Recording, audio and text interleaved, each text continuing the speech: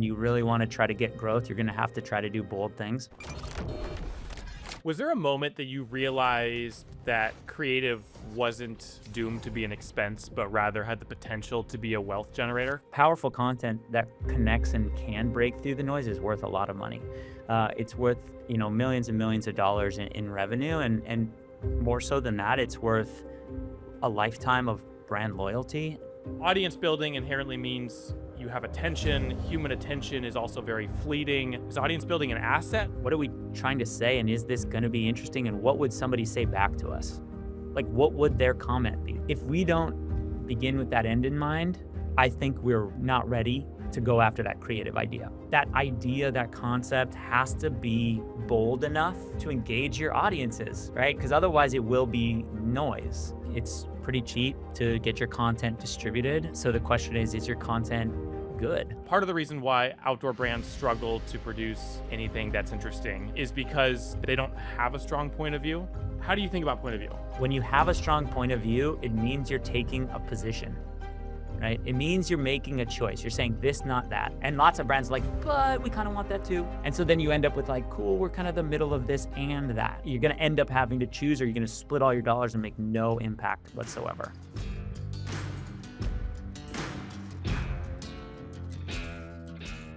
Joe, welcome to the podcast. It's good to see you. Great to be here. Thanks for having me. So you and I connected on our intro call a couple weeks ago. Basically, you said, today, creatives are being used to generate wealth in the future, whereas historically, they were viewed as an expense department.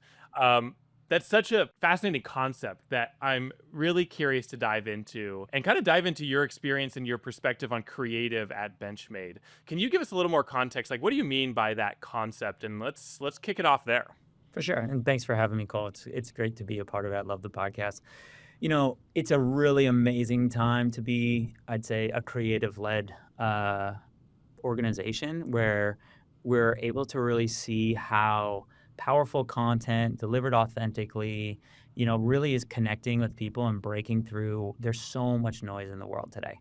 So the comment around like where creative used to be an expense and now it's, the future generating cash flows, it's really showing itself as true, because powerful content that connects and can break through the noise is worth a lot of money.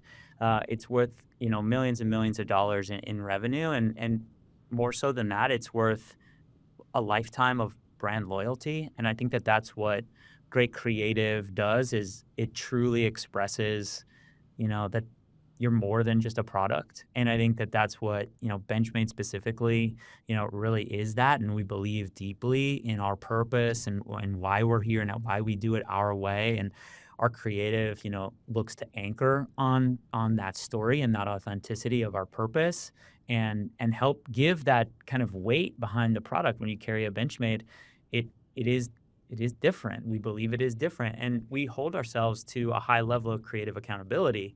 That creative also then goes out into the world and shows itself as either, really deeply connecting or maybe not. We've been lucky to, I'd say, develop a creative team and strategy that has really embedded itself with our consumers, and they seem to love it, and they seem to be excited to see more of it. And so, yeah, the future of, I'd say, from a creative perspective is about, generating revenue through those amazing creative ideas. And it's a fun time to have that dialogue as a leader at a brand, helping to bring to the table, the finance team, management teams, creative teams, all understanding how important that next big shoot is, or that next big creative idea that might drive some excitement from your consumer's perspective. So really, really, really an interesting time to be in the business. Well, an interesting time for a number of reasons. Like, some people would look at the world of creative today and they'd say, gosh, media channels are fractured, attention is everywhere. How do you track things given the complexity of tracking these days? The dark web, like, you can't track that stuff. But I'm curious to, like, if you were having a conversation with a CFO that was skeptical about the claim you just made, Yeah. how would you articulate what has changed in the last, I don't know, like, what is it, 5, 10, like, how many years, what has changed in this amount of time that now makes this a true reality. Yeah, I think the thing that's changed the most is the amount of creative and content that all of our partners consume, right? So let's say the CFO, right? We're talking. I would approach him and say, you have a perspective on what you think good is because you see so many things every day. We know that our customers see hundreds and hundreds and hundreds of thousands of pieces of content. So when our customers come back and say, "Wow, I love it," it means that they chose us in the hundreds of thousands of pieces to say and to engage with and to say, this is my type of story. This is my type of experience. We love what you're saying. So I would meet my financial partner with an understanding that this is how you start to see through the digital landscape that you've broken through or you've made a connection. But then more importantly, I'd ask him to join me. We'd jump on a flight and we'd go into the world and we'd start talking to our dealers and we'd start meeting people in areas that we know are Benchmade fan bases and we'd listen to those people and those people exist everywhere. And I travel a ton. I'm always kind of flying the flag, wearing the shirt, wearing the hat. And I would say, 9 times out of 10 when I'm on a plane, somebody's saying, "Oh, what's up? Let me tell you my story about Benchmade. Let me tell you my story about Benchmade. Let me tell you when, I was in the service, I got my first Benchmade. I still have it today. I passed it down to my son and my daughter." These are the real experiences where people engage with us. They feel a connection to the brand through the product, and they connect with us on a daily basis based on the content. Right. So that to me has been a really powerful way for Benchmade to really evolve itself into this global brand that is defining, more than just a knife company, really a lifestyle of preparedness, a mindset that helps us understand, see further through, the generations, and our way of expressing that is a knife. And we think that that's a really classic way of talking about, both preparedness for the now and for the future and what you hope to steward in the conversations and times with which you're, using that tool. So, again, I think meeting the creative conversation at a financial point, I always try to bring a partner like at any point in the business to experience the brand for themselves, have that aha moment at like a trade show or a consumer event, and let them bounce that against what they see from the other, big global brands and go, wow, this really does connect. So Joe, help me learn more about. Then we go into the details on the numbers and the why and the what. But I always try to start it at more of a conversational level and let them experience the emotion that our customers bring every day to the brand. How much is that emotion worth? Like, if someone sees you on a plane and they tell you a story about their first Benchmade, do you think about that in a value equation, or how do you think about a story like that? Yeah. I mean, it's a really great question. I don't value it in like a dollars and cents side immediately in that moment, but the aggregate actions equal some strategic thinking with our teams to go, now, let's understand how we can let more people know that this brand exists doing these things in these moments. That I think predicates a lot of, what we're doing. We're deeply invested in our grassroots dealer support strategies from a field and event side. So we have thousands of dealers all across North America and all across the world. But here in North America, we're actively invested on the ground in their backyard, supporting both the sales reps in the territory, but more specifically supporting the dealer experiences and those customer experiences with great events. We just had our Steel and Smoke Show, which is, an event across the country honoring, knives and smoking meat, right? Like the idea of summer kicked off officially. And we had, 50 plus events all across the country where, that's a lot of work, a lot of effort that isn't really about return today. It's about experiencing that moment collectively together. That's like, this is what we own. We own this area. And ownership over the TAM, right? Getting to the number side and understanding how to be a brand of relevance in that space to me requires lots of those different things happening at the same time. And each one of those layers of the cake, builds it to be, better. And I think that that's where I've started to see, the value equation. We go, okay, I met a guy on a plane and it's like, well, there's a lot of these people who exist. How do we make sure that they have a place to gather in their area? And so that's really that drumbeat of having more presence in all of these areas where you can go live this adventurous lifestyle preparedness.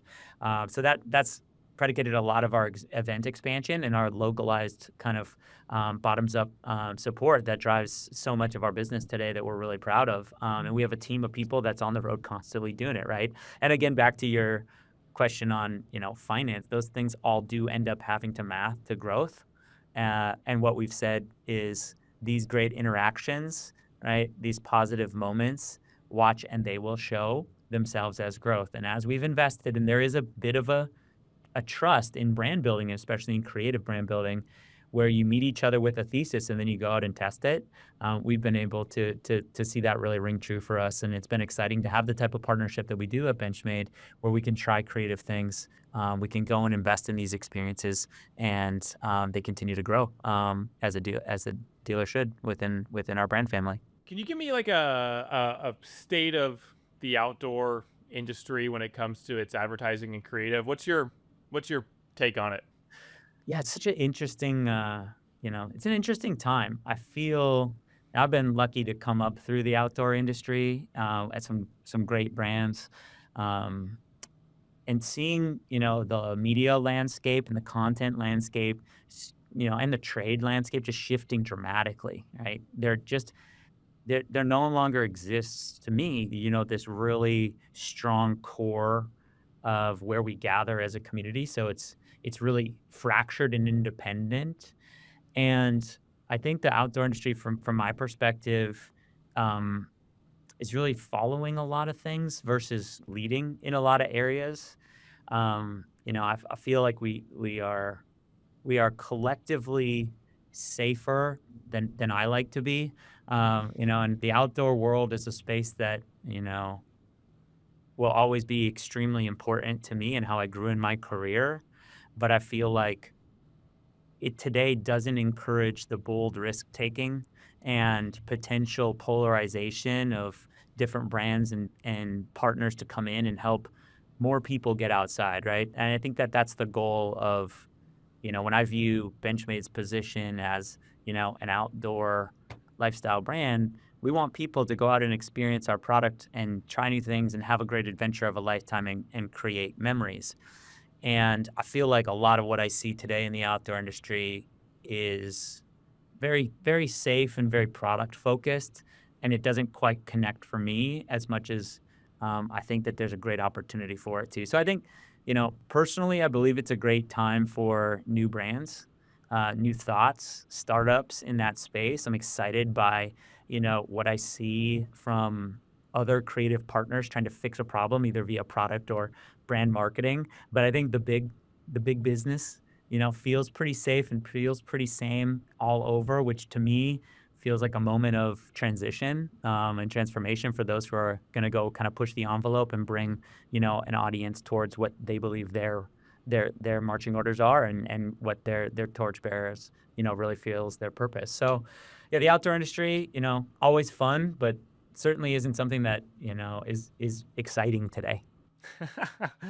That this is something I've wondered. It's like the individuals who go outside and partake in pick any activity. Like it's filled with people who are well versed in managing risk. Mm. Yet when it comes to applying that risk management to business or creative, it seems like it doesn't translate from the crag to the piece of content that you're concepting. Like, I've never understood why that is. You have a theory?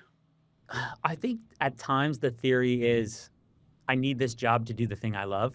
So I'll make sure that I have this job so that I can keep doing the thing that I love outside of my work. Mm. And I think that a great mentor of mine very early on in my career cautioned me and said, brands, right? They're going to leverage your dreams against you. And I took that to heart, right, as something that as a brand leader, I never wanted to do. But I also saw exactly that be true in so many senses. But I think the makeup of the people who are so passionate about what they do personally and how they push themselves in the outdoor space, you're really not translating to risk in the boardroom. I think it comes down to maybe a lack of creativity at the management level, being able to encourage what you know may exist within your people to try and do things. If the budget is safe, then you're going to get safety. But if you really want to grow and you really want to try to get growth, you're going to have to try to do bold things. My point of view. And I think that that's usually a top-down culture piece, right? And those that can come in and try to do amazing things and push their teams to think outside the box, I think they're the ones that are going to win. And they're going to bite off a big piece of this industry pie in a way that's going to be very authentic for them. But it is so interesting to see so much of what I think we both see as kind of safety and comfort and consistency. But then these people are also like sending it on the weekend. We try to meet. I'd say like my world is maybe a little bit of both. We really have a big idea philosophy. I was lucky enough to come up through Red Bull, and they embedded what I think were two of the greatest things that I ever learned, which was you can be as crazy as you want, but you have to understand all of the risks and the cost. So Red Bull, from my experience, was one of the most managed risk averse companies that understood how to calculate the risk reward relationship, didn't take callously like things without the downside really known, but then pushed their chips in and said, let's go. We're all aware of what the upside is. The risk of not doing is greater than the risk of doing. And that can be, my experience to many of the things that they've done. So I try to bring a lot of that into our world, but, understanding how to drive big, bold decisions into a small, mid-sized company comes with some emotion, and I think navigating that boardroom, maybe, the current outdoor landscape doesn't have those strong mentors or, other people around encouraging us to be able to go and create the new frontier. But there are some exciting things that I think are showing themselves. Even if we just take the current state of where people are investing, we're investing in space stuff. There's a big macro moment where the future from AI to, data centers in space is stretching people's viewpoint so far into the future. And I think those who are meeting it from a creative lens are going, huh, maybe my canvas got wider today. Maybe more people are interested in what could be. Maybe take that next step and present that bold idea. I know I'm encouraging my team to do that. I was just on a call before chatting with you, encouraging that exact thing with one of my teammates, saying, I think we can think bigger here. So, my hope is for the industry that there's more encouragement like that. Was there a moment that you realized that creative wasn't inherently or always doomed to be an expense, but rather had the potential to be a wealth generator? Oh, yeah. I mean, it's kind of wild. Right early in my career, I had, a really great moment with Red Bull where my role was managing the snowboard team and Shaun White specifically. And as we were going towards the 2010 Olympics, I put a big project out there. It was a secret half pipe training facility in Silverton, Colorado called Project X. It was, a napkin drawing from a trip in Japan that became, working through the foam pit while surfing. And then, hey, we have this idea of a thing. And, we landed this big project during 2008, and there was a financial crisis, and, it wasn't the best time to be, spending millions of dollars trying to do something. And luckily, I had some strong leaders who said, we're good. Amy Taylor, she was leading the marketing side at Red Bull at the time, and she met this idea with support at an executive level. It said, let's take this to the finish line here and see what happens. Well, lo and behold, we brought, an incredible project to life. Shaun went off to win the gold medal, kind of redefining this sport. But the content that we created became the vehicle and the engine to get into channels we, as Red Bull, could never get into. So we were across all of the Olympic broadcasts. It was billions and billions and billions of media impressions. We were embedded into, video games, and we were end caps at Target. And the content that we created in this one cool moment was then exploded out into the world and created millions and millions and millions of dollars worth of revenue. And so for me, that was like an aha, the distribution, the partnership. If we can create that thing that's authentic, new, interesting, and different, many people want that thing. Very few can create it. And that's worth a lot. And so we leveraged that and we traded that position at Red Bull content for, distribution and opportunity. And I mean, we were all over the NBC Olympics broadcast and they were running the Red Bull footage, that had never existed. And Coca-Cola was the sponsor, of the Olympics, Mm. right? So that was like total trench warfare of how content could go out and really do the work of driving revenue and awareness and setting up this pedestal. And I've had that experience a few other times in my career, and it's been one where it's helped me double down on it's just got to be that good though, right? It doesn't work if it's not actually interesting, if it's not Meaning actually like engaging. concept and then the execution of it. Yeah, that the idea, the execution has to be worth somebody tuning in, right? Like if the content wasn't good, NBC wouldn't want it. It was the ability for those things to track all the way through. So we met in that room and said, guys, do you want access to all this footage? And they're like, oh, yes, please. This is sick. Versus like, meh, looks kind of like a brand commercial, right? Like we knew how to, I'd say maybe we didn't know, but we knew what we wanted to deliver from a storyline. And luckily that storyline tracked with the bigger macro thing that they were willing to Mm. buy off of us. So for me, it's really like that idea, that concept has to be bold enough to engage your audiences, right? Because otherwise it will be noise and not break through, not do that thing. So it's a challenge to try to find those moments. And there's not, they're not here every day, but sometimes they show up. I'm always like, if it feels right, probably worth investigating, leaning a little further. And if you're gonna go big.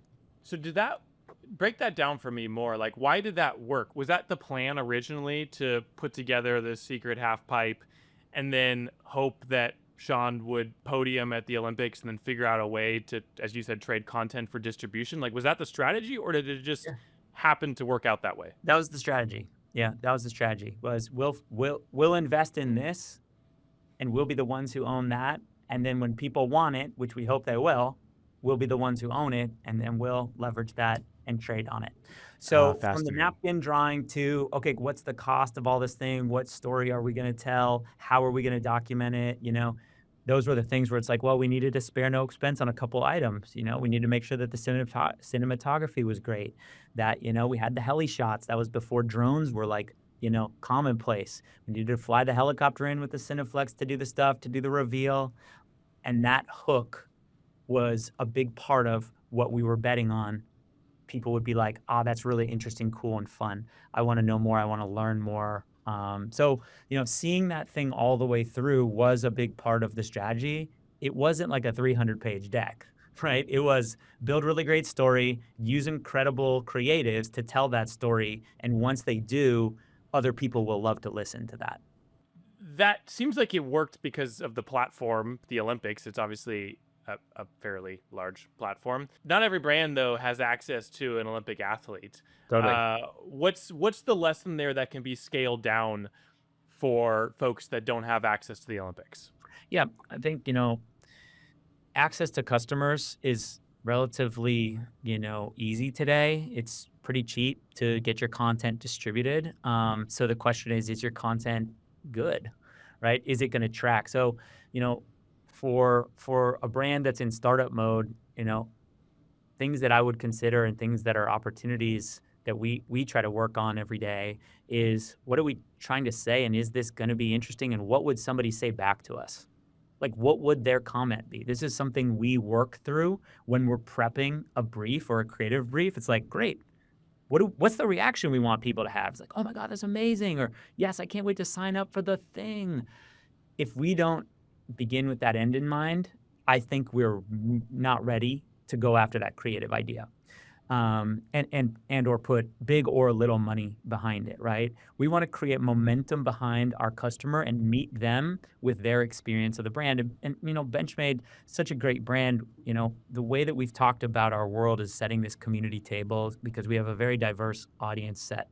So we want to make sure that when our customers see it, we're going to be publishing it omni-channel, but we want somebody who came to the brand from a military tactical side to meet our cutlery experience in post with like a nod, right? Like a fist bump. That's like, that's still my brand. That's cool. I feel that, right? I feel connected, even if I'm not a consumer over here. And same goes for the cutlery person to the military tactical over here. It's like, cool. That's the crew I'm a part of. I got their back. They got mine. And so, that kind of goofiness of imaginative play of what the customer reaction should be is a real thing we do. And I truly enjoy it because you get some fun, moments with your team thinking through and trying to put yourself, in this future state. What do you think? I mean, what have you seen work? You talk to a lot of guys. Is there About anything that's interesting in your world? about what? How brands are breaking through on the content side. I mean, I'm really curious to see what happens if brands really embrace entertainment, Mhm. and really, like, I feel like I don't know, it feels like there's this opportunity in a world of advertising where a brand shows up and interrupts your time and forces you to watch a thing that you don't want to watch that isn't good, and then they ask something of you. They're like, "Hey, watch this thing that we just interrupted you for and now go buy our thing." That seems so disrespectful. Yeah. Um and I'm really curious to see what would happen if brands focus on leading with entertainment, Mhm. whatever that is, for whatever audience it is. Like, how would that have an impact? So I've used this example a lot, but like Huckberry, they Mhm. do a Great pretty job. phenomenal job at Totally. creating organic content that's entertaining. Totally. They provide value. It's like so simple, but it's so hard to accomplish. So hard to accomplish, and those guys do a fantastic job, and it's been cool to watch them go from, like, idea test to, like, now we're full on, right? This is what we do, and their narrative storytelling is exciting to see, and it's like, from my perspective, we champion it, from afar and go, "This is so cool," and it is exciting to see them all in on those type of content models, and they're pushing some of the narrative, storytelling limits too, so, yeah, it's good to see. I love the idea of like, how dare you interrupt my day and then ask me to buy your thing that I maybe don't need or want. And it is such a disruptive world today. You think about where we're at with, news and AI and all your feed just filled with stuff. Like that attention is worth so much. And I do believe that that's where like the great thing I believe in is loyalty, right? It's like if you can if you can prove to me in the moment I need you that you deliver, I'll be with you forever, right? And if your content continues to honor that original promise or continues to evolve how I can grow and age with you in my brand experience, I think that we, can shut out a lot of noise. And I think that's an exciting concept, for a brand to go lots and lots of noise, but the lane we own is here, and that's okay to own that lane. Let's own it deeply, right? Authentically. Let's really be there. Um, and those avenues, I think, of creating content to be able to build that relationship, it takes effort. It takes a lot of effort to be able to actually like unpack who buys your product and what do they do with it. Right. Right. As you know, we're in the middle of this public experiment we're calling the Relevance Project. Experiment makes it sound more scientific than it really is. Right. But one of the questions that we have is, if a brand produces entertainment and they lean into organic distribution, does that build an audience? And then what is the value of building an audience? Like, how do you think about audience building? Audience building inherently means you have attention. Human attention is also very fleeting. Is audience building an asset? Like, how do you think through that for Benchmade? Yeah, I think it depends on the goal. So it's cool, excited about the project that you're talking about, and it's cool to be able to hear how you guys are thinking through like these concepts and questions, right? With regard to audience, you got to be again. I'll go to the like. You got to be really committed to an editorial narrative to build an audience and hook them and keep them, right? We see this in just like the macro level, like Netflix, right? You got to have a ton of content in order to keep that attention span, right? Because the whole goal is long form. I'm going to watch you for a long time. My perspective, right, from a brand side, that organic, when you're talking about organic content developed that's there, to tell a story, is it about audience creation and thereby the audience created equals the future revenue opportunity, right? I would say probably not for me. Probably not in my world or in my mindset. Organically created content is there to tell our value and our story, and it's there to meet anybody anytime when they knock on our door and go, knock knock, who are you? And we say, this is who we are and this is the content that we create. Watch it, don't watch it, check in 100 times, right? We want you to know that the first impression that you have of who we are looks like this, feels like this, smells like this, sounds like this. And the same goes for our existing customers. We want that organic content to be a reinvestment of slow stuff, things that, people go, wait, why did you tell that story of that chef in that place? Why did you tell that story of that hunter in that place? Because that's who we are. We're just a version of them in that space. So I don't judge, the success or failure of our organic content based on views, and that may be a cop out, but I view it as an opportunity to authenticate ourselves for people who come in going to Benchmade saying, do you have space for me? Do you look like me? Sound like me? Is this where I'm going to find myself?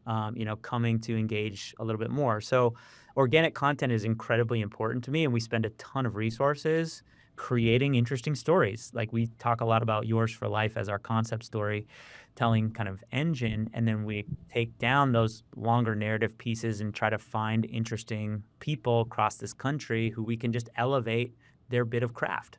And it doesn't translate to like some viral hit, right? We're not building it to be like hook-based content. We're building it to be like that slow cooked dinner, right? Simmering on the stove. It's ready in a while, but it's always there on Sunday. And that, is important to who we are as a brand when we think about organic. Yeah, why do you think about it that way? Because on the flip side, you could also look at organic and say, well, success in organic, above average success in Yep. organic is an indicator that we're onto something Doesn't here. And we can leverage the power of the people to distribute that content rather than having to rely on paid or whatever. Yeah. I mean, I appreciate the slow cook mentality, and I think there's a degree of patience that absolutely you have to have. But tell me more about the business model Yep. that you feel like aligns. Yeah, tell me more. Yeah. So I think for us, it feels easier for us to spend money in the future on a potential paid thing when we have all of that organic content kind of unobstructed from a revenue viewpoint. It's like, does this tell our story? Does this tell the thing? Is it exactly tuned to the thing that we want to say? Hmm. If yes, then we're ready for people to come and meet us. And then we can go and create different specific content on a paid side to try to engage. But we also don't feel it necessary to bug our audience that likes us so much today to do any more. It's like we hope you love what we build. We hope there's enough content to keep you, up to speed, but we're not the New York Times, right? We're not here to deliver you the news every day. We're here to tell you our stories as we bring them to life. And when we deliver them, there's real narrative thread. There's a reason to engage, and there's something that you're going to probably enjoy. So when we say something, we hope to get a better organic reaction from it because we're not saying something all the time. Like, look at us, look at us, look at us. It's like, no, come and check this out, come absorb it, come and feel this. And then we hope you swing back in for the next one. So that's kind of the point of view. It helps us understand. Of course, we have advertising that's out there, but I think advertising is hard to be anything other than advertising, right? So we look at it truly in its advertising form, and then we look at the brand and the organic content in the, is this building our story? Why do you separate those two? I just think it helps us create, I think it helps us put on the like, let's be in advertising, land. Let's talk about this. What is the goal? What is the action reaction we want out of an ad? Hmm. Versus what do we want somebody to experience when they're viewing this other content, let's say in a longer form model, or they're engaging with our website and really, kind of research it. We have a lot of people spend a lot of time checking us out, right? Cruising through, learning about this, checking that out. And we're not like, hey, hurry up and convert. We're kind of like, cool, that's cool. Check it out. Swing it anytime. Want to talk shop? It's all good. And so I think we have a pretty well established platform for how we like to kind of enter into both of those conversations to make sure that we're honoring both needs and that we're not totally blurring those lines. Interesting. For a brand who is like brand new, where Yeah, they no one knows who they are, um, would you have a different approach? probably a bit, right? I would say you still need that organic content to not sell so hard that it feels like your brand only cares about money, right? Money is the byproduct of a product somebody needs or wants and desires. So the money will come if the product fills that void and if the storytelling introduces people to that gap that is in their life. And immediately, boom, you'll get a purchase. It's easy to buy things today. So I think that's why, like for brands that are just starting, I think it's important to understand your positioning. What are you trying to do with the thing that you're great at? Make sure that when somebody pushes a little further into that thing you're great at, that it validates. And then, sure, go maximize and monetize that thing, right? But make sure that you're feeling really good about what your purpose is as you're going out. Because then I've found it way easier to convince, let's say it's a small company and you're a single investor, convince yourself, or to convince a board of investors that, hey, at the very least, we're going out with a strong point of view on who we are. The audience may not love us, but that's okay. We're not there to go after the 5 billion people. We're there to go after this slice of what we see as our opportunity, and we're going to go deep and we're going to go hit them and we're going to talk to them and we're going to tell them our story passionately. And when we connect passionately about that thing, they're going to buy and they're going to come back and buy because our product is better. I have found that that strategy gets you a heck of a lot more yeses from people who are generally skeptical than modeling out like ROAS models and things and stuff. It's like, do you believe it? Mm. Is that the vehicle? Because when you're smaller, your money is worth a lot more from an importance level. You got $100, right? And it doesn't matter if you have 100 or 100,000. Those dollars have to go out there and do that job because you have limited resources at whatever that point in time is. And I've found most brands have limited resources no matter how big you are. So really working that dollar narrative and understanding that whatever we throw out there, we're backing has gotten me a lot more positive conversation from boards and financial partners than it has challenges. Yeah, so yeah, I'm curious to hear your thoughts on this. So like this is another one of the things I'm curious to test is like part of the reason why outdoor brands struggle to produce anything that's interesting is because they don't have a strong point of view. They might know who they are, but they don't know what does that actually mean out in the world and then how do we translate that into something that's actually a commercial that's interesting or Totally. entertainment that's interesting. Tell me more about point of view and how you think about point of view. Like when do you know that your point of view is sharp enough? Because as I've been chatting with some of these brands that we're going to be working with, I've asked them like what's your Mhm. point of view? And it's like we make, performance mid layers. And I'm like, "Oh, okay. we There's some work to be done here." Yeah. Yeah. Um Yeah. because that tells you nothing about how to show up in the world. Yep. Uh how do you think about point of view?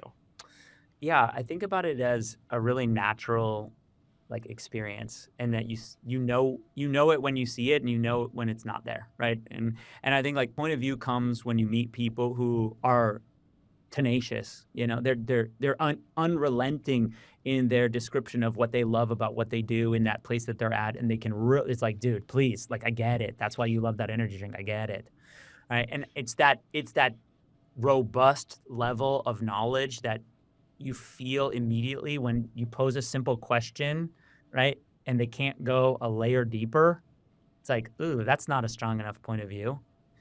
And again, I think a lot of this comes from a fear base is like when you have a strong point of view, it means you're taking a position, right? It means you're making a choice. You're saying this, not that, this, not that. And lots of brands are like, but we kind of want that too. So don't alienate that by choosing the this. And so then you end up with like, cool, we're kind of the middle of this and that. And I find, point of view is polarizing, and that is the best thing you can have because you immediately know where you're going and you immediately know if it works or doesn't work, right? You're like, cool, like we chose red. Oh my God, everybody said we should have chose blue. Oh, okay, cool. Blue it is. Well, maybe that's a sign that you picked the right color. Yeah, totally. And so our world on point of view, I think, naturally shows up when people feel connected to trying to drive growth. If they know their purpose and they've thought through what they have in their portfolio of opportunities, and it's like that one, and this is why I think it's going to crush. That is a leader role, right? And there are lots of leadership roles that don't tip the scales. I am one of those people who makes a choice, right? And we look at the opportunities and we make calculated bets on the things that we want to be investing into. And, sometimes they pay, sometimes they don't, but we know what we tried to do. So, you know, I'm interested to know how you react when you get that, like, we manufacture mid layers, right? It's like, how do you respectfully kind of turn that back to them and go, hey, we got to sharpen the pencil here? I mean, in this case, it was a founder, right? They are the one who is designing and sewing in their bedroom. So my first thought is like, well, why are you doing that? Yeah. In digging into this individual's, story, like they're super obsessed with sustainability. Oh, They're yeah. super obsessed with, doing things the right way. They have a lot of thoughts and they've done a lot of research. Like this person, like they have journals of like thoughts on the world's manufacturing systems and the inefficiencies of them and the sustainability problems with these systems. And so I was like, okay, like we're getting somewhere. Like I'm starting to understand what makes you tick. Now we got to figure out like how do we shape that into something Totally. that's meaningful. So like do you think of point of view like does Benchmade have a singular point of view or do you have Well, before we go to that, I think what you're pointing at is such an interesting thing, like to link our creative conversation. Like that's where like the doors about like like the world is up to yes. like why creative exists. It's to meet that founder, right, and to help them articulate that point of view with them to validate whether or not those point of views may be accurate and true, but to help refine. And it's like those are the moments that if creative shows up boldly, they redefine businesses because the opportunity is right there, right? It's like very wide and open. So I think like, again, to the power of how creativity can drive revenue, it's like from an undefined way to a very specific point of view, you can now see your pathway to acquisition, audience, conversion, all of that stuff. So again, I just think like the narrative of creative, it shows itself up, but when it shows itself in the room, it needs to show itself bolder and a little bit bigger to help people, understand how to take some positions in order to get to the next step. Because most Mm, often, it's not this and that because you don't have enough money to market to both. So you're going to end up having to choose, or you're going to split all your dollars and make no impact whatsoever. I see. Yeah, interesting. So do you have a singular point of view or is it evolved depending on the audience? Oh, it definitely evolves. Yeah, Okay. it definitely evolves. I think like from a creative campaign side, like we have a good process for how we make choices on stuff. And then, we have a good, strong point of view. But our point of view as a brand is understanding the customer story.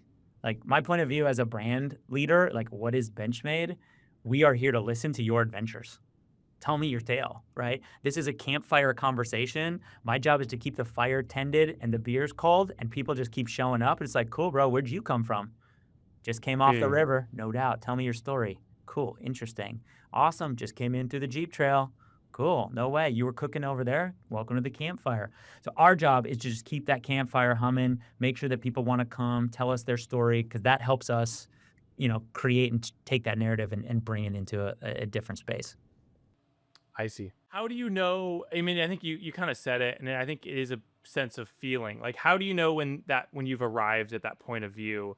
Because what you're describing as Benchmark's point of view doesn't strike me as particularly polarizing. Like any outdoor brand could claim, "Oh, we're the tender of the fire." Mhm. Does a point of view have to be distinct? Does it have to be unique or polarizing? I guess our point of view as a brand is what I kind of keep talking to you about. It's that community table, that openness, right? That dialogue. So my point of view is don't close the doors right now. Listen to all stories.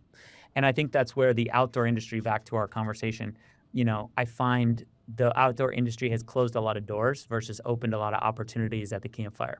And Mm, so, whether it be around sustainability or public lands or activism or hunting or fishing or, whatever, right?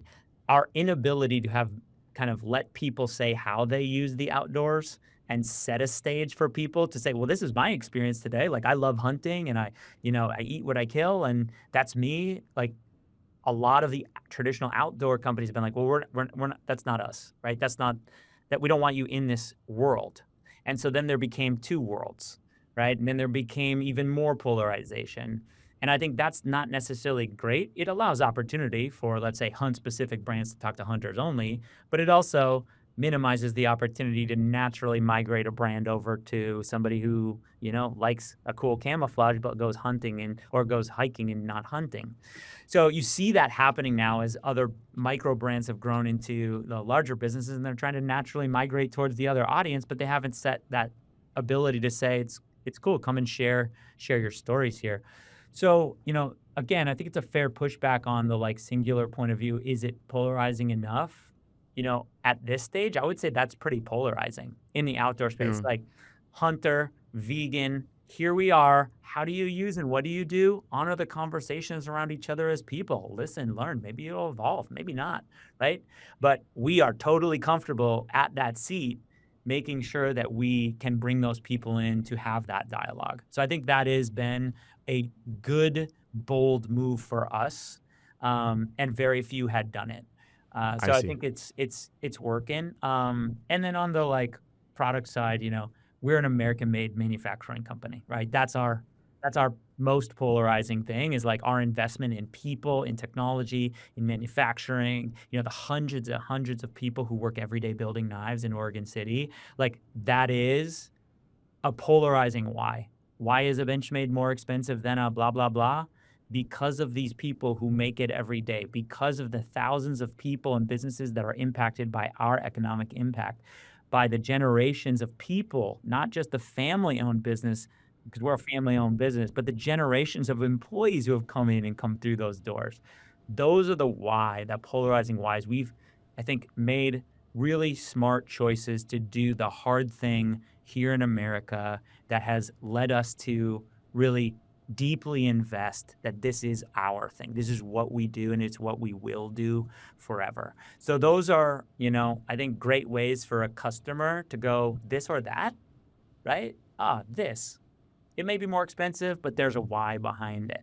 You brought up, I think maybe the answer to a question I wanted to ask you, or a question I want to ask you, which is you've got a culinary audience and you've got a tactical audience. Yeah. Um, a lot of marketers would look at those and be like, I have no idea how we're supposed to speak to either of those. Yeah. How do you break down your audiences? Like what methods do you use that allows you to talk to those two very different worlds? Yeah. Anybody hungry? Like, it's pretty easy, right? We cook some food, and Mm, everybody goes, "Yeah, that looks like my family, that looks like my thing." I might know a person who was in the service.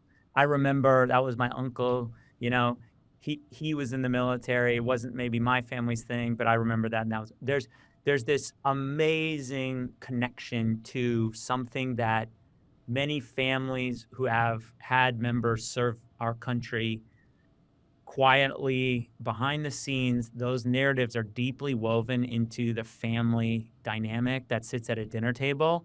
And no matter, this is an apolitical conversation. It's about food, it's about choices people make, and it's about acknowledging those, moments where people sign up to serve and having that awareness. So we feel it's our duty as a brand and also a provider of great products, to be able to understand that all of those things can equal a really happy moment where you learn about each other.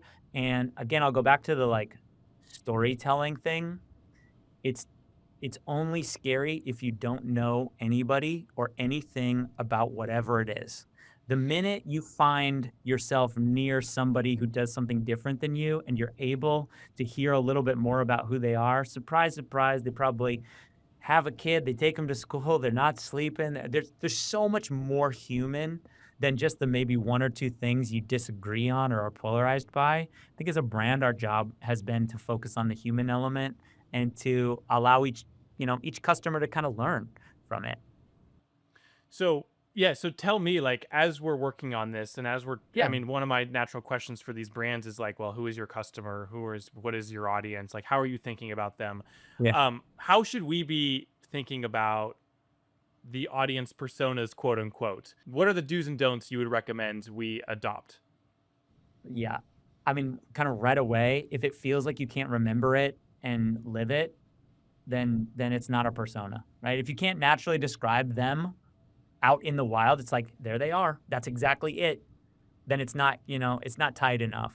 If it's just something that's coming from research and we're aggregating a bunch of data and giving them like a basic name, this is Bobby and Bobby acts like this. I would say as you're talking to brands, let them show you who their like alpha customer is in a personality, in a comment. Like, look at this crazy person who writes customer service every time we do something wrong. It's like, that's our guy or girl, right? That's the person we want helping make us better. So I would say like personas die in a presentation or in a PowerPoint when they don't feel like they're actionable or you can't see them in the wild and you don't hang out with them. Personas come to life when you find yourself meeting the thing in the world and you're like, wow, now this persona feels like something we can evolve together. We all agree on how we discuss what they are and what the goals are. And then we know how to steward that persona through the journey of the lifetime value here at this business. So that would be my advice is, don't get so hung up on what the data is telling you. Let the data inform who you find in the field is actually doing something with your product and let that inform the lifetime behaviors of where your customers should go. Gotcha. But that's just my thought. What do you think? I feel like I'm at this point in time, I'm trying to do a whole bunch of research on this type of stuff to understand it all, and I feel like I hear so many conflicting reports. Yeah. It's like audience personas are dead. Don't use them. Use the jobs to be done framework. And then I've been reading Byron Sharp lately. Mm, I don't know if you're familiar with his mm, research. He's got a book called How Brands Grow: What Marketers Don't Know, mm. and he brings some really interesting case studies about what brands think their audiences are and in reality what they really are and how that mixes with brand loyalty and what marketers think loyalty means versus what the data shows. And so my head's kind of spinning honestly right Yeah. now. I think what I'm focusing on or what I'm trying to focus on is like who is the person? Who is that person? Is it a new parent? If so, like can you define what speaks to that new parent Yeah. emotionally? And maybe that's all you need to like get started. There's so many different ways. There's so much research. There's so many things to get kind of like caught up in, and all of it's probably really good. And call me like a bit old school. I still feel that the best way to solve any of this is to go live in the world, right? Get on a plane, go sit in a store, go experience the world that we think is going to be that thing. And I find it really telling when I see lots and lots of people who never spend time anywhere near their customer, their product, or their personas. And they're not comfortable naturally in the environment. So, for me, my whole career has been about making sure I spend still tons of time on the road, making sure that like you're there, that you're listening, you're experiencing it, you're trying to set that campfire, have an event. Like seeing it and experiencing it is scary for lots of marketers and brands because it might prove that no one cares.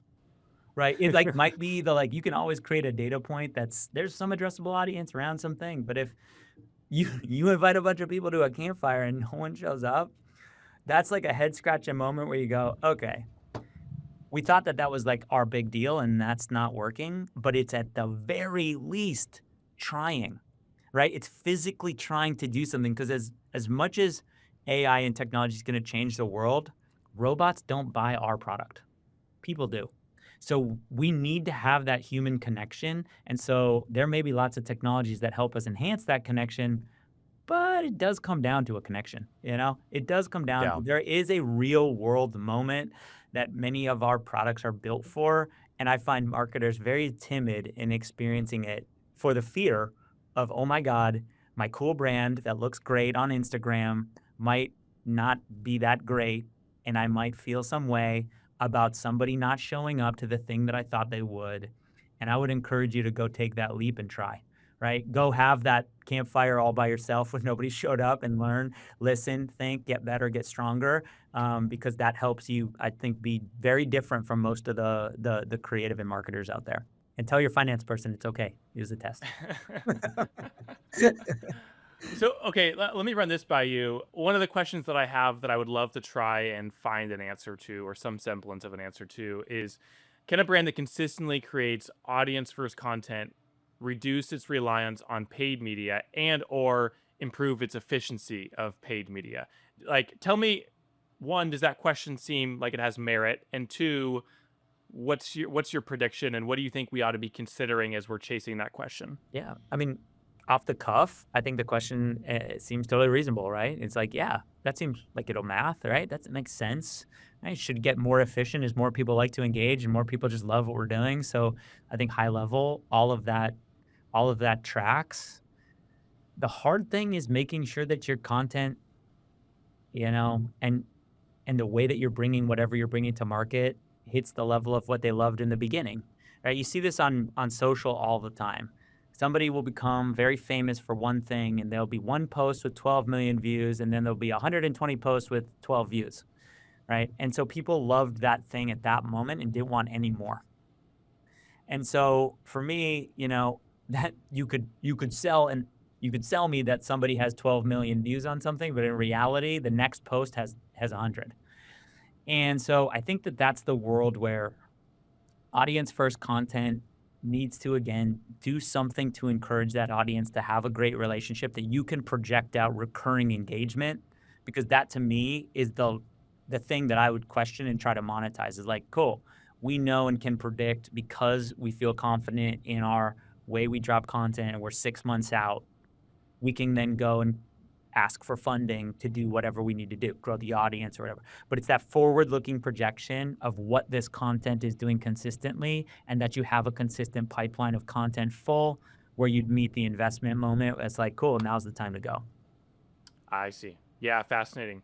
So, what would be indicators, either leading or lagging, that we're on to something there?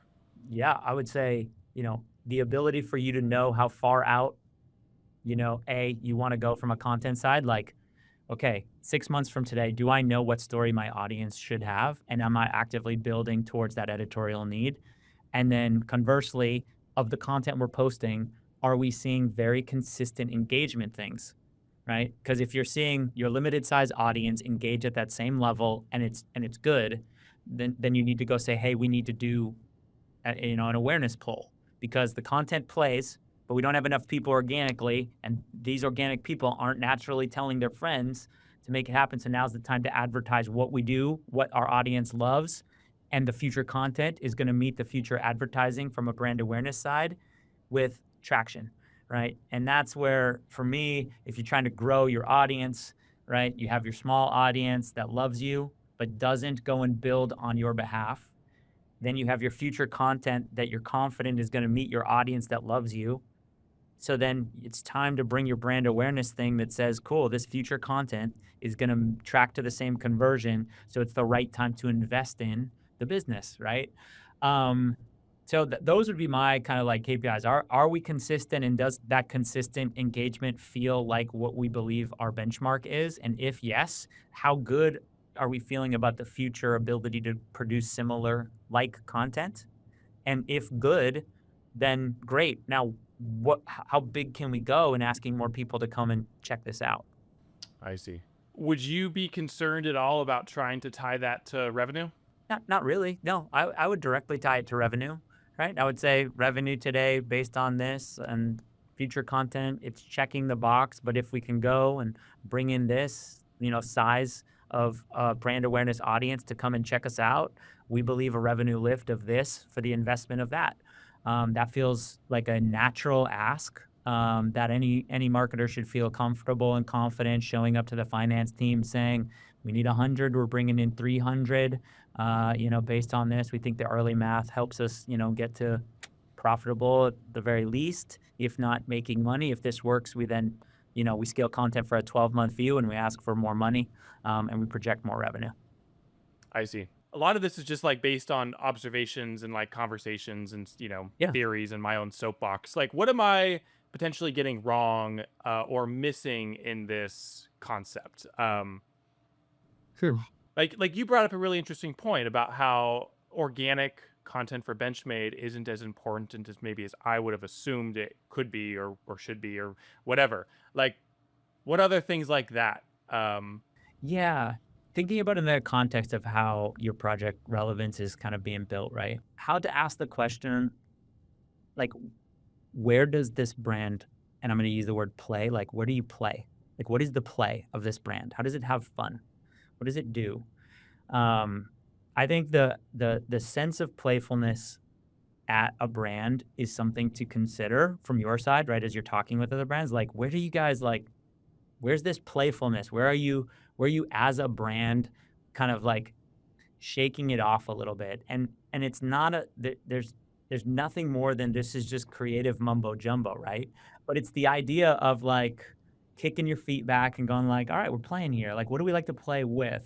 And how do we think about developing things? And I think you're viewing your role in helping brands as an observer at that point, right? Where you get key people into a room and you're watching them play, not discuss the biz. They're just playing. They're just like, this is the thing. What happens?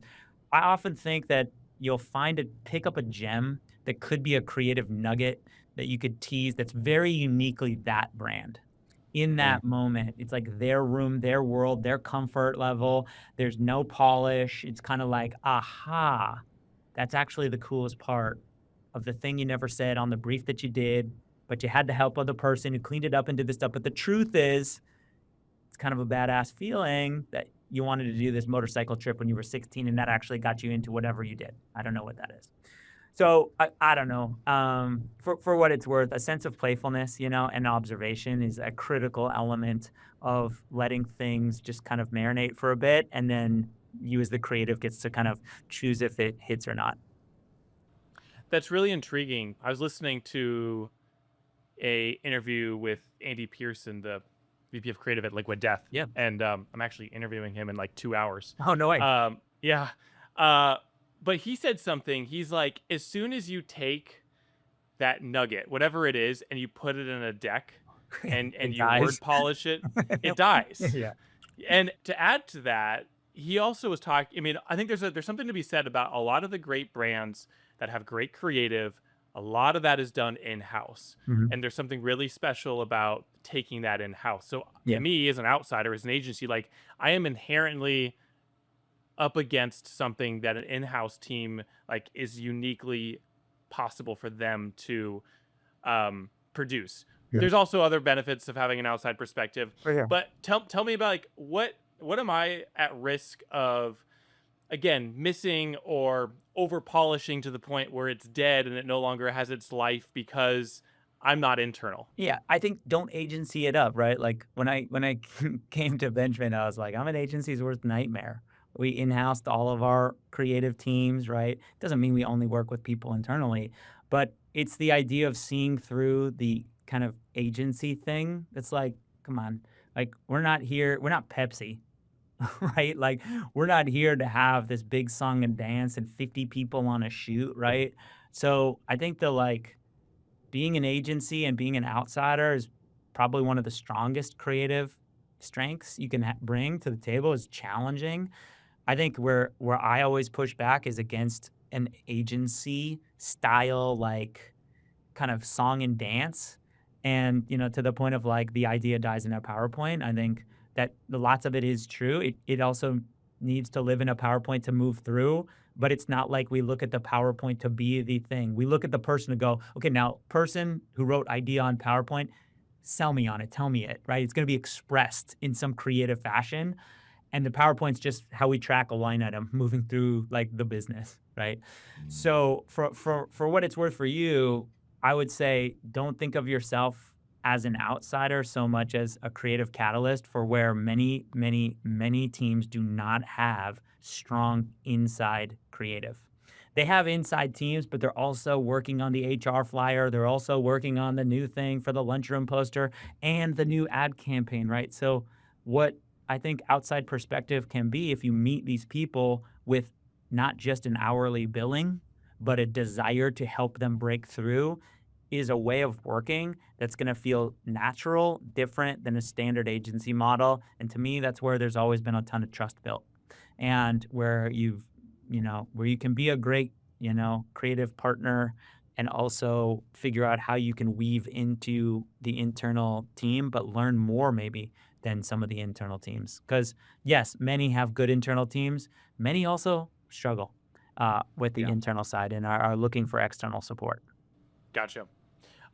What other things should we be curious about as we're running this experiment? What other opportunities for leverage and opportunity should we be looking for Yes. outside of? Yeah, such an interesting question. I love the like idea of relevance, right? As you're talking about it, it's like how to become relevant. I think that like disarming questions are great. Like, why are you doing this? Sometimes people just do stuff, right? They just wake up, I'm like doing it. It's like, wait, why? So, I would encourage you to keep asking like the really provocative, simple, single, like why? And ask it again. Like, seriously?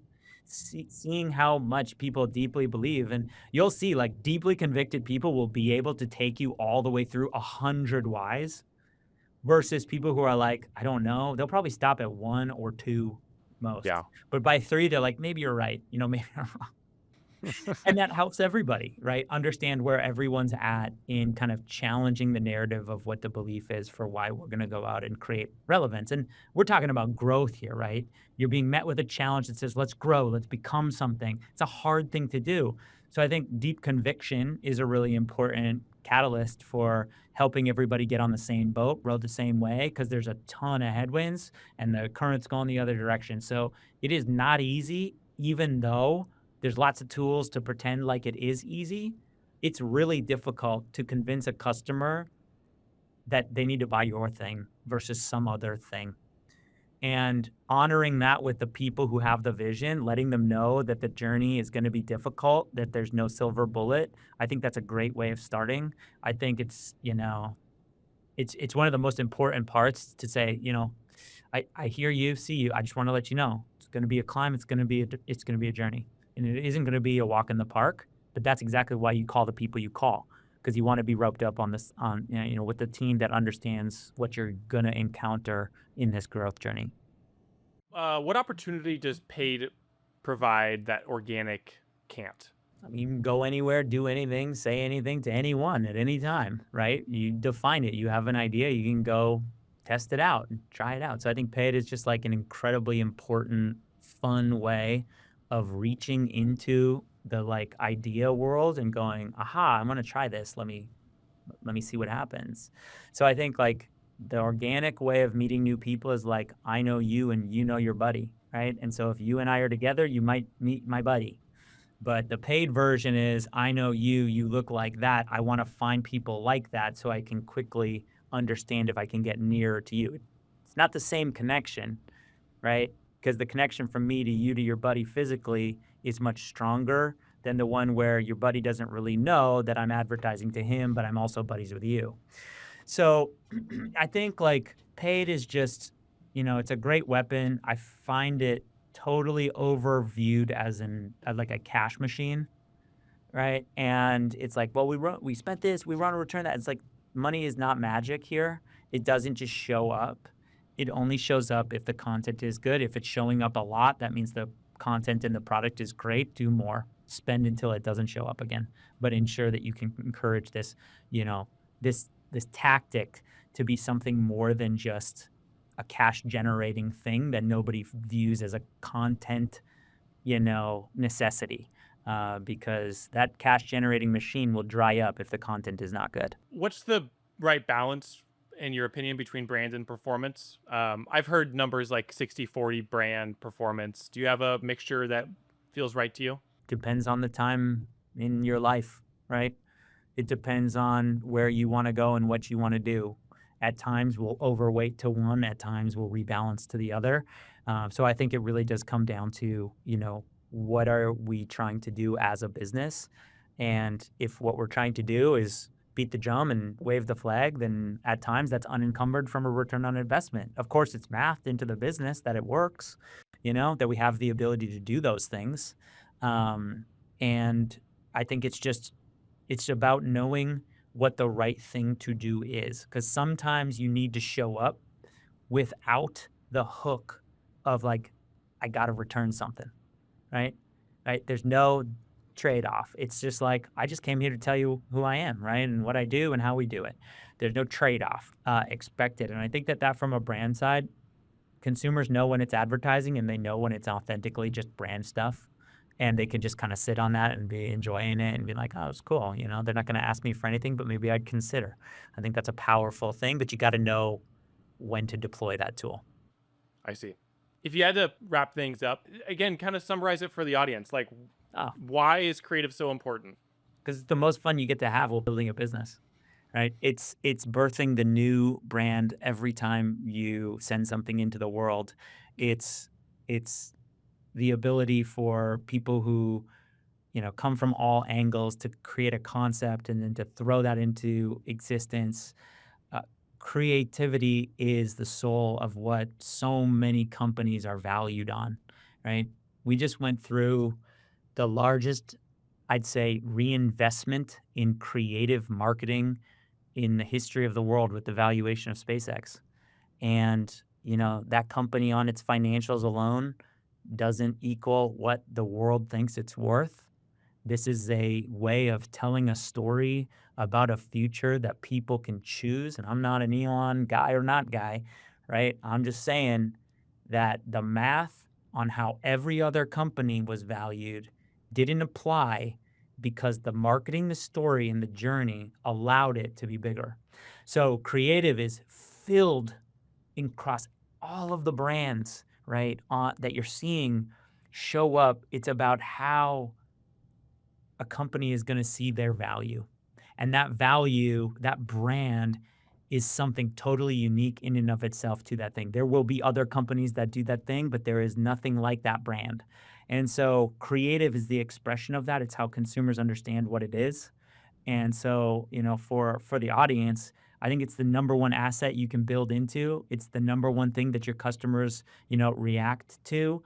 And it's, to me, the number one thing that you're going to get bought by. What people are going to value is what is your brand? And there's a lot of intangible in that, but you know it with your audience and how they engage. And so being able to describe and know deeply what your brand is, who your customers are, what your point of view is. If you're going through a process with people, that's where, it's not about numbers, right? It's about that intangible feeling that helps people understand that there's more of those people out there in the world. So keep investing in doing bold things, because that's the stuff that I believe is going to, remake the mold, especially at this interesting juncture that we're at, across outdoor and tech. And for the person who's listening, who's like, yes, Joe, I'm bought in, but what's step one?